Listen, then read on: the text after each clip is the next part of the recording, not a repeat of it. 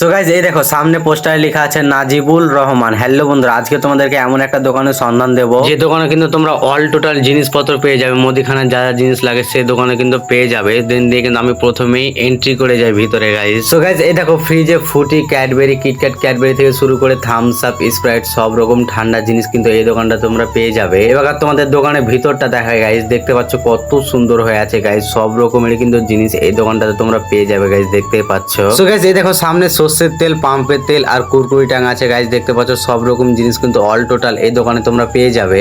তো বন্ধুরা এই দোকানটা কোথায় অবস্থিত, তো দোকানে অনেক কাছে জেনে নি, চলো আসো। তো দাদা এই দোকানটা কোথায় অবস্থিত? এই দোকানটা বড়জুমলা থেকে নেমে বাম সাইডে পড়বে। বাম সাইডে। হ্যাঁ। তো এই দোকানে কি কি মাল আছে? এই দোকানে চাল, ডাল, আলু, মুড়ি, সব মশলাপাতি, থালি, মাজা, সাবান টাবান সব A to Z পাইকারি ও খুচরো মূল্যে বিক্রি হয়। সবই পাওয়া যাবে দোকানে সবই A to পাওয়া Z? যাবে, হ্যাঁ। তো তোমরা আসো, ভাইটা দেখতে পেলে কি বলে দেখো, এখানে সব রকমের জিনিস পাওয়া যায়। তো এই দোকানটার নাম কি? দোকানটার নাম নাজিবুল।